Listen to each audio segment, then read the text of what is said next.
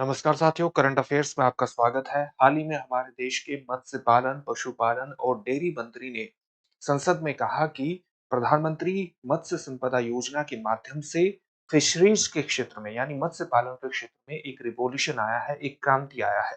इस संदर्भ में प्रधानमंत्री मत्स्य संपदा योजना के बारे में बुनियादी जानकारी हासिल करना एग्जामिनेशन के लिहाज से विशेष रूप से महत्वपूर्ण हो जाता है। तो आज हम इसी योजना के बारे में बात करेंगे, जिसका नाम है प्राइम मिनिस्टर मत्स्य संपदा योजना। इस योजना को कब लॉन्च किया गया था? वर्ष 2020 में इसको लॉन्च किया गया था। किसके द्वारा इसको लॉन्च किया गया था? इसको लॉन्च किया गया था मत्स्य पालन विभाग, मत्स्य पालन विभाग के द्वारा इसको लॉन्च किया गया था, जो कि हमारे देश के fisheries, animal husbandry and dairy ministry के अंतर्गत आने वाला एक महत्वपूर्ण विभाग है। इसको कब से कब तक लॉन्च किया जाना था? इसकी अवधि रखी गई थी वर्ष 2020 से 21 से वर्ष 2024-25 और फिर इसकी अवधि वित्त वर्ष 2025-26 तक बढ़ा दी गई। यानी वर्तमान में योजना चल रही है। प्रारंभ में इसको इतने वर्षों के लिए ही लॉन्च किया गया था, यानी 5 वर्षों के लिए ही इसको लाया गया था। और शुरुआत में लगभग इसका जो बजट रखा गया था वो लगभग 20,000 करोड़ के आसपास रखा गया था। 20,500 करोड़ के आसपास इसका बजट रखा गया था। इसके बाद इसका आप कह सकते हैं कि जो महत्वपूर्ण उद्देश्य इसके तय किए गए थे, वो ये तय किए गए थे कि मत्स्य उत्पादन और उत्पादकता, मत्स्य उत्पादन और उत्पादकता, इसके अलावा प्रौद्योगिकी, प्रौद्योगिकी के साथ साथ इस क्षेत्र में जो पोस्ट हार्वेस्ट इंफ्रास्ट्रक्चर और पोस्ट हार्वेस्ट इंफ्रास्ट्रक्चर के अलावा जो मैनेजमेंट है, इसमें अगर कहीं भी किसी प्रकार का कोई गैप है तो उस गैप को भरना, इसका महत्वपूर्ण उद्देश्य तय किया गया था। तो ये कुछ महत्वपूर्ण चीजें हैं जो इस योजना से संबंधित हैं।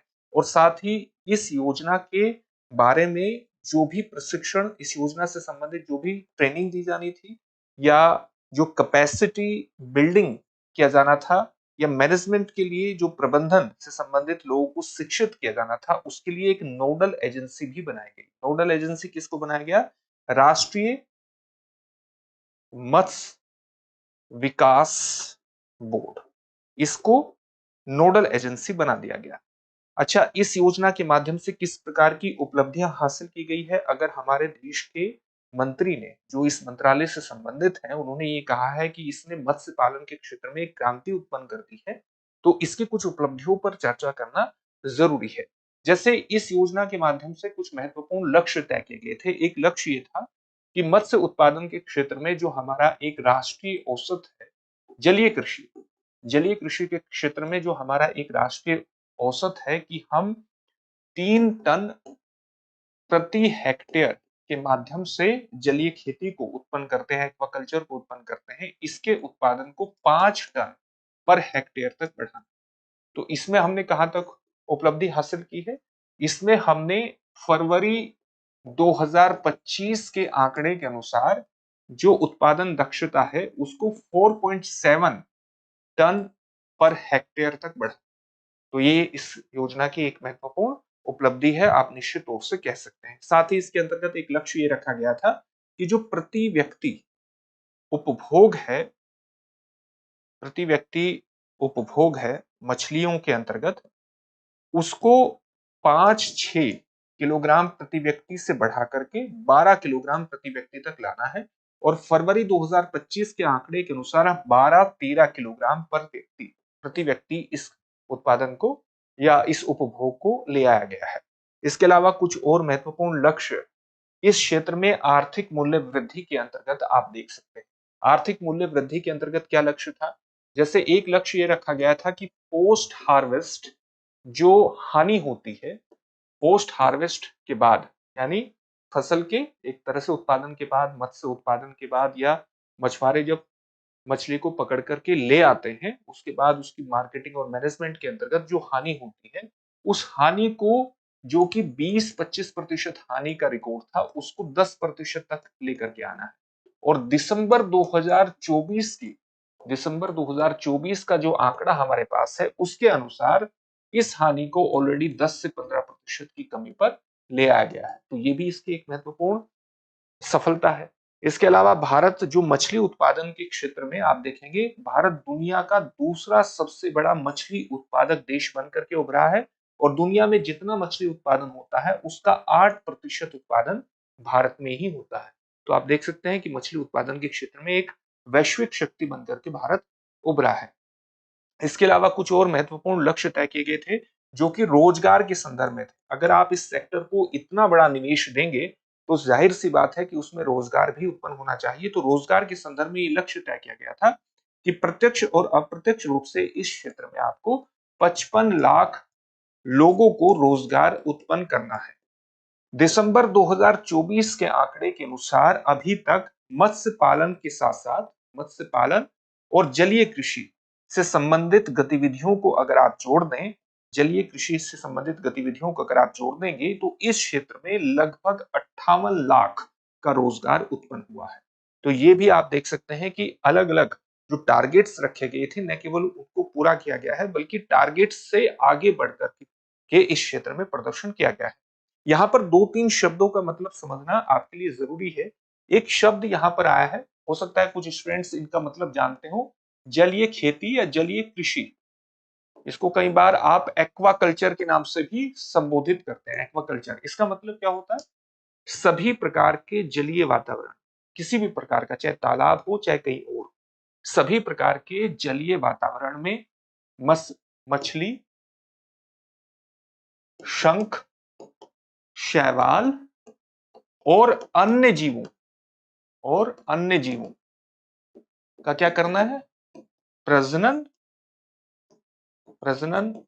पालन और उत्पादन की जो पूरी गतिविधि है वो किसके अंतर्गत आती है? वो जलीय कृषि के अंतर्गत।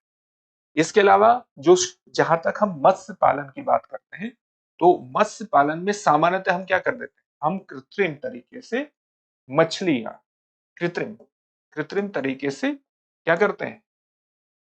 मछली उत्पादन, मछली प्रजनन, पालन और उत्पादन करते हैं। अच्छा, जब हम एक और शब्द का चर्चा करते हैं, नीली क्रांति। नीली क्रांति जैसे शब्दों को सबसे पहले इंट्रोड्यूस कब किया गया था? 7वीं पंचवर्षीय योजना। 7वीं पंचवर्षीय योजना कब लागू की गई थी? 1985 से 1990 के दौरान। तो इस दौरान भारत का एक लक्ष्य था कि नीली क्रांति को बल प्रदान करना है। नीली क्रांति को बल प्रदान किस प्रकार से किया जाएगा? जलीय खेती को बढ़ावा देकर के और मत्स्य पालन को बढ़ावा देकर के। तो जलीय खेती के सभी स्रोतों के माध्यम से और मत्स्य पालन संसाधनों का विकास करके एक संपूर्ण नीली क्रांति की परिकल्पना की गई थी। तो भारत की जो प्रधानमंत्री मत्स्य संपदा योजना है ये वस्तुतः जो ब्लू रेवोल्यूशन है उसी प्रक्रिया को आगे बढ़ाती हुई दिखती। तो ये सामान्य चीज थी जो कि प्रधानमंत्री मत्स्य संपदा योजना के बारे में हमने जानी है। आगे इससे संबंधित एक प्रश्न देखेंगे लेकिन उससे पहले आपके लिए एक महत्वपूर्ण सूचना ये है कि आप जानते हैं कि दृष्टि आईएएस ने आपकी जीएस की तैयारी को संपूर्णता प्रदान करने के लिए हाल ही में एक महत्वपूर्ण कोर्स लॉन्च किया है बहुत ही अफोर्डेबल फीस में। कोर्स कौन सा है? GS studio foundation live online course है। मात्र 24,999 में आपकी जीएस की तैयारी को प्रारंभिक बिल्कुल बेसिक स्तर से शुरू करते हुए संपूर्ण पाठ्यक्रम का कवरेज डॉक्टर विकास देवी कीर्ति के नेतृत्व में सर्वश्रेष्ठ अध्यापकों के माध्यम से आपको प्रदान किया जा रहा है। एडमिशन इसमें प्रारंभ हो चुके हैं और एडमिशन लेने के लिए अभी डिस्क्रिप्शन में दिए गए लिंक पर जाइए, क्लिक कीजिए और मात्र 24,999 में संपूर्ण जीएस का कवरेज प्राप्त कर लीजिए। अपनी फीस को आप इंस्टॉलमेंट में भी जमा करा सकते हैं। एडमिशन प्रारंभ है। हिंदी माध्यम का बैच 9 दिसंबर से प्रारंभ हो रहा है, अंग्रेजी माध्यम का बैच 10 दिसंबर से प्रारंभ हो रहा है। कोर्स मात्र 14 महीने की तैयारी में आपको संपूर्ण जीएस कवरेज 14 महीने में मिल जाएगा, लेकिन वैधता 18 महीने तक रहेगी। यानी आप एक क्लास को कई बार देख सकते हैं, जितनी बार चाहें उतनी बार देख सकते हैं। नोट्स बनाने में किसी तरह की दिक्कत नहीं होगी क्योंकि जो पीपीटी पर पढ़ाया जाएगा वो आपके सामने पीडीएफ में भी आ जाएगा, तो नोट्स भी आप बना सकते हैं। 1250 प्लस घंटों की कक्षाएं हैं। आपको अगर किसी भी तरह का संशय है क्लास के दौरान तो आप लाइव चैट में प्रश्न पूछिए, तुरंत उसका निवारण होगा। आपको 10 कलर्ड प्रिंटेड बुकलेट्स भी प्राप्त होंगी। आप अपनी तैयारी का सही तरह से मूल्यांकन कर सके इसके लिए 18 प्रीलिम्स और मेंस के टेस्ट भी आपको उपलब्ध हो जाएंगे। आप करंट अफेयर्स की तैयारी को दुरुस्त रख सकें इसके लिए 2 वर्षों तक करंट अफेयर्स की क्लासेस का कवरेज भी आपका होगा। यानी एक संपूर्ण पैकेज है मात्र 24,999 में। तो इस कोर्स से जुड़िए, डिस्क्रिप्शन में दिए गए लिंक पर जाइए और कोर्स में एडमिशन लीजिए, अपनी जीएस की तैयारी को संपूर्णता प्रदान कर दीजिए। अगर किसी भी तरह का कोई भी डाउट हो तो 8750187501 पर आप कॉल कर सकते हैं और अपनी संशय का निवारण कर सकते हैं। अब आपके लिए एक महत्वपूर्ण प्रश्न है। प्रश्न क्या है? प्रधानमंत्री मत्स्य संपदा योजना किस मंत्रालय के अंतर्गत संचालित होती है? आपके सामने ऑप्शंस क्या है? कृषि एवं किसान कल्याण मंत्रालय, जल शक्ति मंत्रालय, ग्रामीण विकास मंत्रालय या मत्स्य पालन पशुपालन एवं डेयरी मंत्रालय। इस प्रश्न का उत्तर कमेंट बॉक्स में कमेंट करके जरूर दीजिए। फिर से एक नए सेशन में आपसे मुलाकात होगी। धन्यवाद। अब एग्जाम की तैयारी को और बेहतर करने के लिए हमारे चैनल को लाइक, शेयर और सब्सक्राइब करना ना भूलें।